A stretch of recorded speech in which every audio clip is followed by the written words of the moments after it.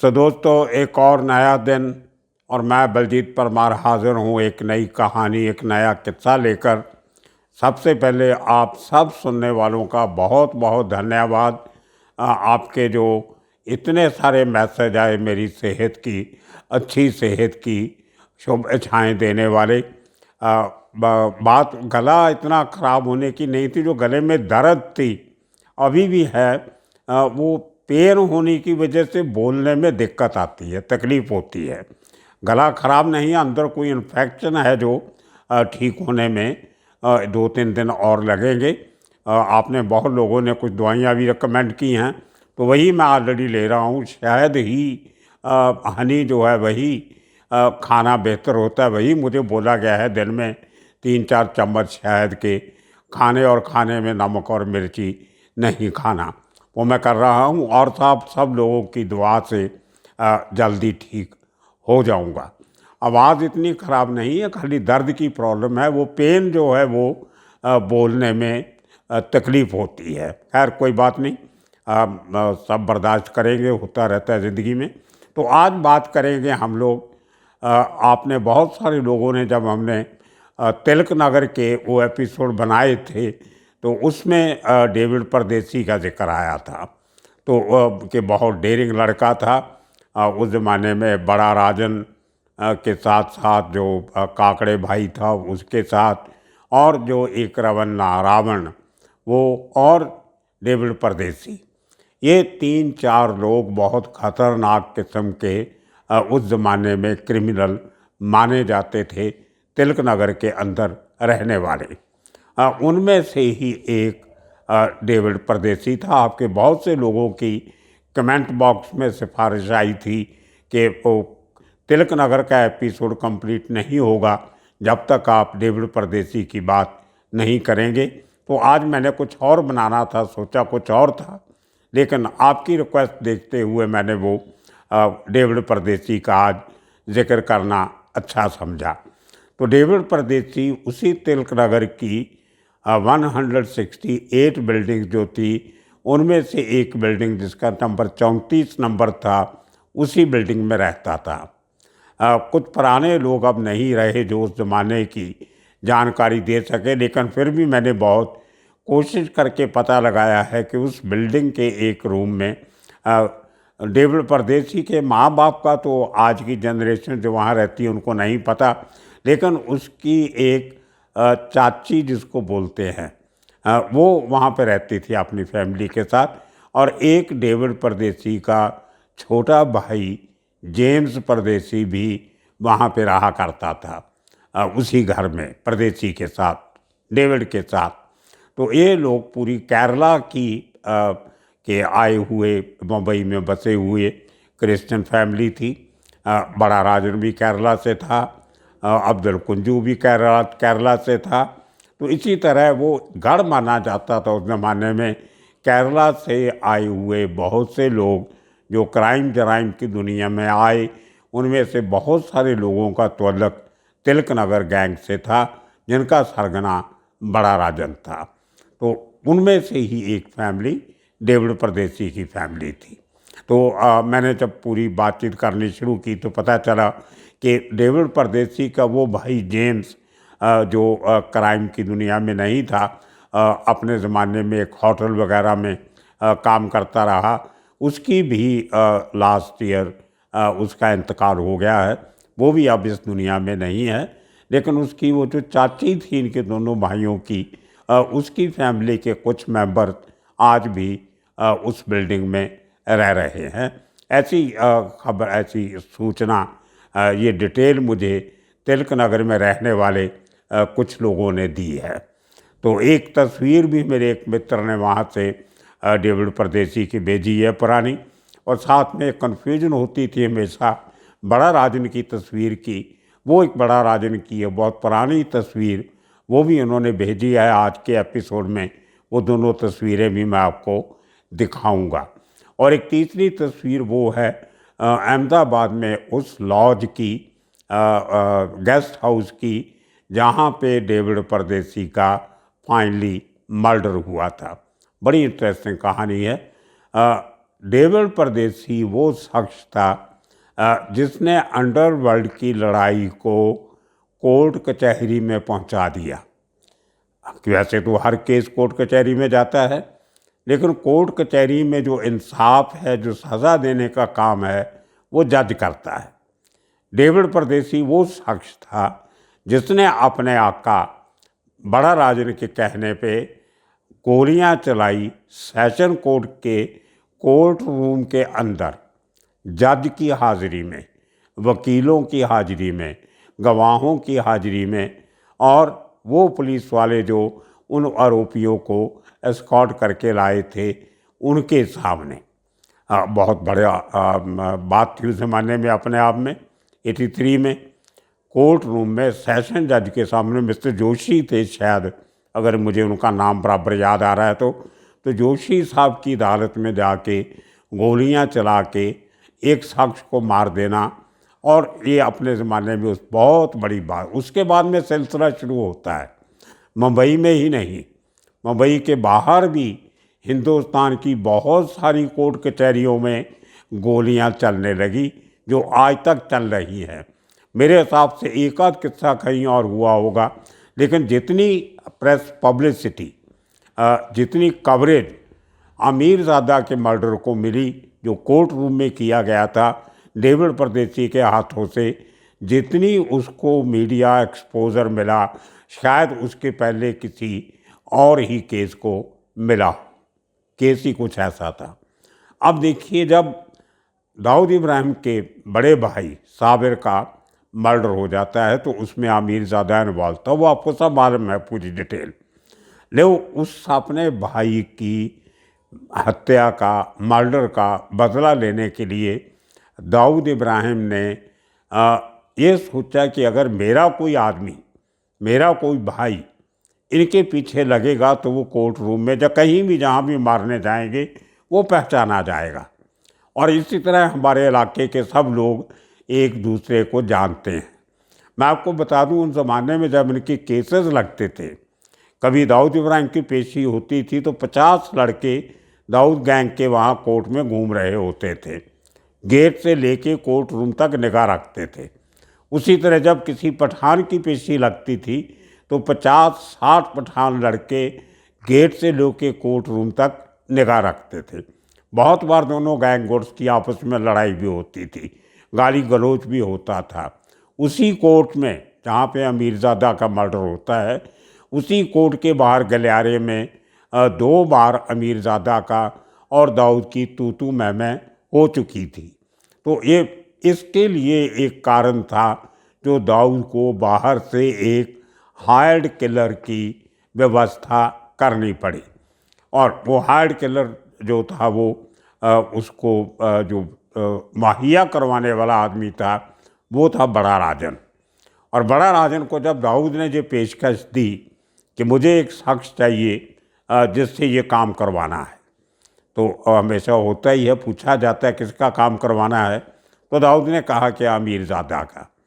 तो बड़ा राजन एक शशोपंच में पड़ा कि इतने बड़े आदमी को, जो इतना डेयरिंग था, जिसका इतना नाम था और वो भी बहुत हिम्मत वाला इंसान था, उसको मारने के लिए कोई ऐसा आदमी ढूंढना पड़ेगा जो उसको नहीं जानता हो, जिसने उसका नाम तो सुना हो, क्योंकि वो समय था जब अमीरजादा का नाम हर छोटे बड़े मुंबई के बदमाश को मालूम था।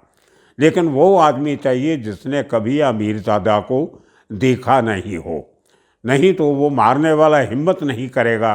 पहली बात तो ये कि अमीरजादा का नाम सुन के कि अमीरजादा को मारना है तो कोई आदमी सामने आने से डरेगा, आएगा तो बहुत ज़्यादा पैसे मांगेगा, बड़ा मुंह खोलेगा।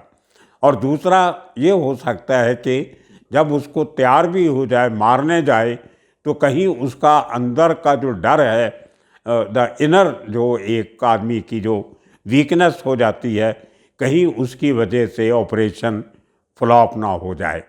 तो इसलिए ये फैसला किया गया कि आदमी ढूंढो जो थोड़ा दलेर हो, लेकिन उसको ये नहीं बताया जाए कि तुमने कत्ल किसका करना है। ये बातें मुझे पठान गैंग के सीनियर जो मेंबर एक ज़माने में रहे थे, उन लोगों ने बहुत सालों से मुझे बताते आ रहे थे। आज मौका मुझे मिल रहा है आपके साथ वो सब इन्फॉर्मेशन जो थी वो शेयर करने का। तो उनके चलते हुए ये फैसला किया गया, छोटा राजन ने और दाऊद ने, कि ये आदमी जो डेविड परदेसी है, ये डेरेंग आदमी है और 22-23 साल उसकी उम्र है, ज़्यादा एक्सपीरियंस भी नहीं है और चाकू छुरा कोते तलवार चलाने वाला आदमी है। तो इसको अगर हम ट्रेनिंग दे के तो उसको अच्छा भी लगेगा और वो चाकू वाले हाथ में अगर आप एक सोफिस्टिकेटेड पिस्टल दे दो 38 बोर का तो वो तो आदमी बहुत खुश होगा। तो वो उसको तैयारी की गई, उसको एक पिस्टल दी गई, उसको चलाने की टारगेट प्रैक्टिस करवाई गई और अपॉइंटेड डे पे उस आदमी को, लेकिन वो उसको दारू पीने की आदत थी डेविड परदेसी को, तो वो बिना दारू पिए काम नहीं कर सकता था। तो ये बात भी मुझे पुलिस वालों ने बताई जो उस समय उस कोर्ट रूम में हाजिर थे। तो उसने दारू भी पिया। अब ये था कि उसको टारगेट कैसे दिखाया जाए। कोर्ट रूम में जाके दिखाया जा सकता था, कचहरी के प्रमाइसेस में दिखाया जा सकता था, लेकिन उसको ये नहीं बताया गया एंड तक कि जिस आदमी को तुम गोली मारने जा रहे हो उसका नाम अमीरज़ादा है। ये एक कंदर की बात है जो बहुत कम लोगों को मालूम है। और उसको ये भी कहा गया था कि तुम जो उसको चेहरा पट्टी करवा दी गई कोर्ट से, जब पुलिस की वैन नीचे से लेके उसको सीढ़ियाँ चढ़ा के या लिफ्ट में अमीरज़ादा को ऊपर लेके गई, तो उसी दौर में एक साइड से खड़े होके दाऊद के लोगों ने डेविड परदेसी को अमीरज़ादा की शक्ल, उसकी कमीज़ का रंग, उसकी पैंट का रंग, वाइट कलर की कमीज़, ब्लू कलर की पैंट और ये सब हुलिया उसको दिखा दिया कि ये आदमी, इसके साथ जो दूसरा इस शर्ट की कलर वाला आदमी है वो इसके साथ में बैठा होगा, लेकिन उसको गोली नहीं मारनी, गोली आपने इसको मारनी है। तो वो चेहरा पट्टी नीचे से जब अमीरज़ादा को ऊपर लेके जाया जा रहा था, उस चंद मिनटों में अमीरज़ादा की शक्ल, उसका हुलिया, उसके कपड़े, ये सब इसको दिमाग में बार बार इसको दिखा के समझा के ठोस दिए गए। उसके बाद जो कोर्ट रूम की खिड़की थी, फर्स्ट फ्लोर पे कोर्ट थी, उसकी खिड़की के नीचे दाऊद कंपनी के लड़के लोग खड़े थे। इसको ये इंस्ट्रक्शन दिया गया था कि तुम गोली मारने के बाद इमीडिएटली खिड़की में से कूदना, हम लोग नीचे खड़े होंगे, तुम्हें उठा के पकड़ लेंगे, चोट नहीं लगने देंगे और तुम्हें यहाँ से भगा के ले जाएंगे।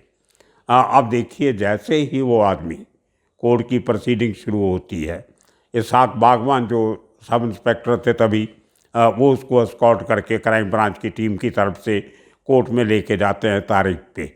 तो उनके पीछे पीछे अपना चेहरा थोड़ा नीचे करके एक नौजवान आदमी जो अपनी कमीज़ के नीचे जिसने एक गन रखी हुई थी संभाल के, उसको लेके बड़े सलीके से पीछे पीछे कोर्ट रूम में चला जाता है। और जैसे ही सब लोग अपने अपनी जगह पे बैठ जाते हैं, कोर्ट सेटल डाउन होती है, तो हर कोर्ट रूम के अंदर एक जो आरोपी होते हैं उनको बैठने का एक अंदर छोटा सा जंगला लगाया होता है जिसमें बेंच बने होते हैं। तो उस जंगले के अंदर सब लोगों को बिठाया जाता है ताकि वो कहीं भाग के कुछ अटैक नहीं कर सकें जज के ऊपर। तो जंगले के आस पास में पुलिस वाले सिविल यूनिफॉर्म में खड़े रहते हैं, यूनिफॉर्म में नहीं होते हैं। तो यूनिफॉर्म में सिर्फ वही ऑफिसर कोर्ट में जाता है जिसकी गवाही हो, जिसने अंडर ओथ कुछ कहना हो। तो इस किस्म से कोई कोर्ट के कानून होते हैं, रूल रेगुलेशंस होते हैं, उसके चलते हुए यूनिफॉर्म आदमी कोर्ट में कम होते हैं। तो वो जब उस बॉक्स में, जो अक्यूज़ का जो बॉक्स होता है, उसमें जैसे ही अमीरज़ादा और उसके साथ सदीकी, टोपी, लाल टोपी, वो उसके साथ बैठा होता है, वही सदीकी जिसकी वजह से दाऊद इब्राहिम के साथ उसका झगड़ा होता है, साबिर के साथ, दूसरों के साथ, और साबिर को मारने में जो 6 लोग थे उनमें वो सदीकी भी था। एक प्राइम अक्यूज था साबिर के केस का। तो वही उसी केस की हीयरिंग चल रही थी जिसके केस की वजह से उनको कोर्ट में जाना पड़ा था। तो सदीकी अमीरज़ादा के साथ में बैठा था। ये देवल परदेसी कोर्ट के अंदर जाता है और साथ साथ जहाँ लोग बैठे थे वहाँ से जाते हुए अचानक एक बड़ी तेज़ यू टर्न लेता है और अपना रिवॉल्वर निकाल के 3 गोलियाँ एक स्टूपर में, जैसे आदमी एक नशे में काम करता है, उसने ये नहीं सोचा कि यहाँ जज बैठा है, यहाँ पुलिस वाले हैं, इतने लोग हैं, वकील हैं, विटनेस हैं, आरोपी हैं, लेकिन उसने 3 गोलियां चलाई जो एक समद खान के माथे में लगी, एक उसकी छाती में लगी, एक उसके कंधे पे लगी और उसको नहीं पता कि अमीरज़ादा मर गया या जिंदा है। उसके बाद उसने खिड़की की तरफ भागने की कोशिश की तो वो उसमें उसका रिएक्शन जो था वो बहुत स्लो था। अगर वो नशे में नहीं होता तो बड़ी आसानी से खिड़की से कूद सकता था, लेकिन इसके पहले कि वो छलांग लगा सकता, जो सब इंस्पेक्टर इसाक बागवान थे उन्होंने एक ही गोली चलाई और उसकी पाँव में लगी और उसको गिरा दिया। खैर ये किस्सा आपने बहुत बार सुना होगा। ये कहानी वहाँ पे हुई। इस आदमी को पकड़ा जाता है, हॉस्पिटल में ट्रीटमेंट के बाद इसको आर्थर रोड जेल में रखा जाता है। तो दाऊद और उसके साथी ये नहीं चाहते थे कि ये आदमी किसी तरह से इस केस में सरकारी गवाह बने या विटनेस बने। वो नया आदमी इसलिए लेके आए थे कि जैसे ही वो नीचे कूदेगा इसको हम उठा के ले जाएंगे, कहीं इसको ठिकाने लगा देंगे, ना कोई गवाह होगा, ना रहेगा बांस, ना बजेगी बांसुरी, तो हमारी इन्वॉल्वमेंट कहीं पे शो नहीं होगी। वो नहीं चाहते थे उनके ऊपर कोई ऐसा केस बने जिसकी वजह से उनको जेल में जाना पड़े, कोर्ट कचहरी में जाना पड़े और उनकी जान को खतरा हो। अपने आप को सेफ गार्ड करने के लिए उन्होंने इस आदमी को बलि का बकरा बना के चुना था। कहते होते ये भी हैं कि उसको 50,000 रुपये की रकम उस ज़माने में दी गई थी, लेकिन किसी किस्म की कोई कंफर्मेशन नहीं है। अब ये आदमी जिसको ये समझ के भेजा गया था कि इसको ठिकाने लगा देंगे, वो आदमी बन जाता है पुलिस का विटनेस और वो सोलो विटनेस। वो सब बता देता है कि मुझे बड़ा राजन ने पैसे दिए, मुझे इनको मारने का ये था वो था, पूरी कहानी सुनाई और उसकी सिक्योरिटी का बंदोबस्त ताकि उसकी जान को खतरा ना हो वो इंस्पेक्टर इसाक बागवान ने अपने सीनियर की परमिशन के साथ पुख्ता बंदोबस्त किया हुआ था।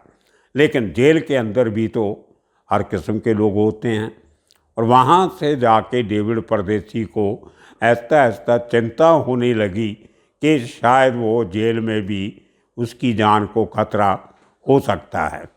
तो आदमी अपनी जान बचाने के लिए जेल से भागने का प्लान करता है, जिसमें कुछ लोगों का ये भी कहना है कि वो पूरी प्लानिंग दाऊद गैंग ने की थी कि उसको वहाँ से बाहर निकालेंगे तो उसको मारेंगे, जेल में मारना मुश्किल है।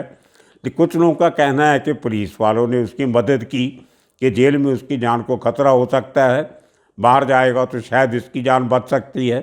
तो नहीं तो आर्थर रोड जेल से भागना बहुत मुश्किल है।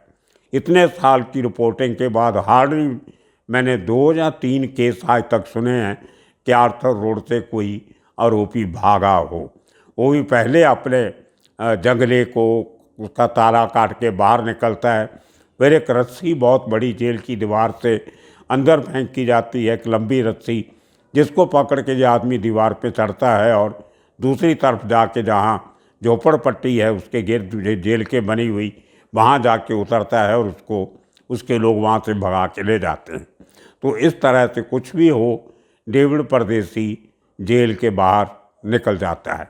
ये बात 85 के आसपास की है, समद खान के मरने के बाद की बात है। तब तक ये जेल में था, मुझे इतना याद है अच्छी तरह।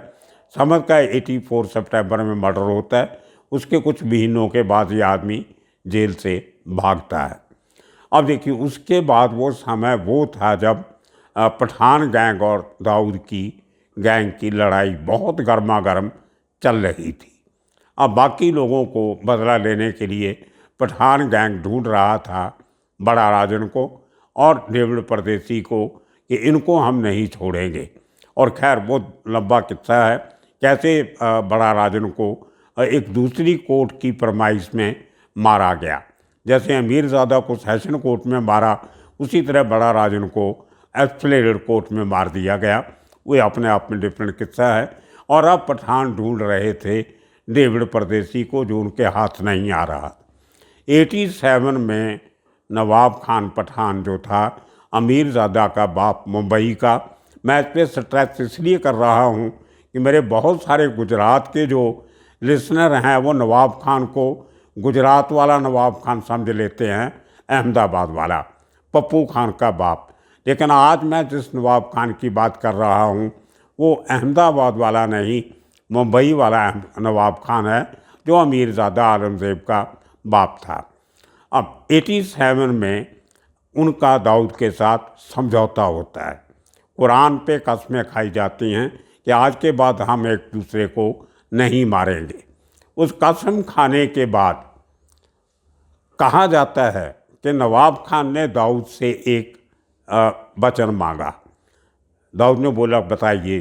तो नवाब खान ने कहा कि मुझे अगर आप मेरे बेटे का कातिल मेरे हवाले कर सको तो आपकी बहुत मेहरबानी होगी। तो दाऊद ने बोला ग्रांटेड, ठीक है, वक्त लगेगा लेकिन आपके सुपुर्द कर दिया जाएगा। और वो एक लंबी कहानी है कैसे डेविड परदेसी को ढूंढा गया, कैसे डेविड परदेसी वो 1.5-2 साल अंडरग्राउंड रह के वो आदमी अहमदाबाद में जाके छुपता है। अहमदाबाद में एक रोड है, शाही बाग एरिया है, वहाँ पे एक VIP रोड है, उसको एयरपोर्ट रोड भी कह देते हैं। जब एयरपोर्ट की तरफ से जाएं तो शाही बाग में सरदार पटेल का मेमोरियल आता है, उसके साथ एक सरकारी सर्किट हाउस है, उसके थोड़ा आगे जाके एक अंडरपास है, एक नीचे से गाड़ियाँ निकलती हैं अंडरपास से। वहाँ से निकल के जब मेन रोड पे आते हो तो एक रोड सिविल हॉस्पिटल को जाती है और उसके साथ जो दूसरी रोड है वहाँ पे बहुत अच्छे एरिया में एक गेस्ट हाउस था, आज भी है। उसकी तस्वीर मैं आपको दिखाऊंगा आज इसके साथ उस गेस्ट हाउस की। उसका नाम था अग्रवाल गेस्ट हाउस। तो अग्रवाल गेस्ट हाउस में डेविड परदेसी, कहते हैं उसका भाई भी साथ में था और एक और दोस्त वहाँ ठहरे हुए थे। और उसकी खबर दाऊद को लगती है कि ये आदमी तीनों उस होटल के फर्स्ट फ्लोर पे या सेकंड फ्लोर पे किसी रूम में ठहरे हुए हैं। और वो ज़माना वो था जब जो होटल में टेलीफोन होते थे वो हर रूम में नहीं होते थे, एक्सटेंशन नहीं जाती थी अंदर। तो वहाँ पे बहुत से लोग उसका फ़ायदा उठा के घंटों बंदे फ़ोन पे लगे रहते थे और नीचे जो रिसेप्शन में बोर्ड की लाइन होती थी वो बिज़ी हो जाती थी। तो ये दस्तूर था कि जिस किसी भी कस्टमर का फ़ोन आए तो उसको घंटी मार के इतला कर दी जाती थी, जहाँ वेटर भेज दिया जाता था कि उनको बुला के लाइए रिसेप्शन पे और उनका फ़ोन आया है। तो कस्टमर को अपना फ़ोन सुनने के लिए कमरे से चल के रिसेप्शनिस्ट के टेबल तक आना पड़ता था।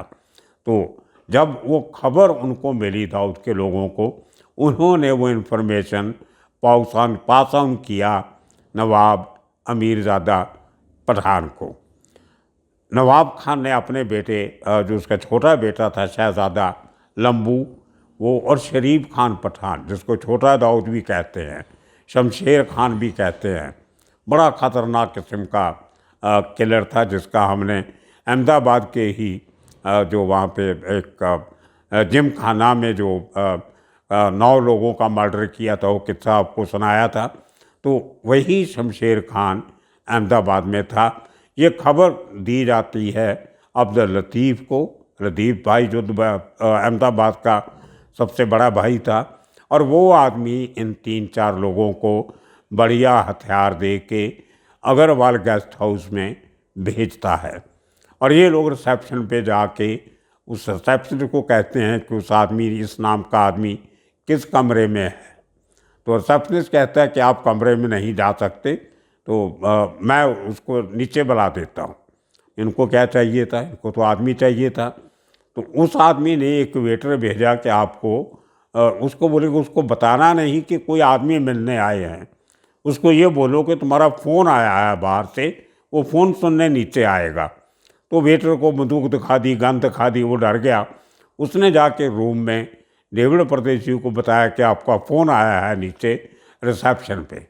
और जैसे ही डेविड परदेशी अपने भाई के साथ नीचे आता है तो वहाँ पे गोलियाँ उसको मार के ढेर कर दिया जाता है। और उसके बाद दुबई में फ़ोन लगाया जाता है दाऊद इब्राहिम को, और उसको और 2 गोलियां चला के सुनाया जाता है कि देखिए डेविड परदेसी का काम हो गया। तो ये किस्सा था एक सनसनी खेज। वो आदमी जो तिलक नगर से निकला और अहमदाबाद के एक छोटे से गेस्ट हाउस में, अग्रवाल गेस्ट हाउस में, उसकी लाश गोलियों से भीनी हुई फर्श पे पड़ी थी। ये था किस्सा डेविड परदेसी का। आने वाले दिनों में और किस्से कहानियाँ लेके फिर हाजिर होंगे। तब तक के लिए आप सबका शुक्रिया, धन्यवाद।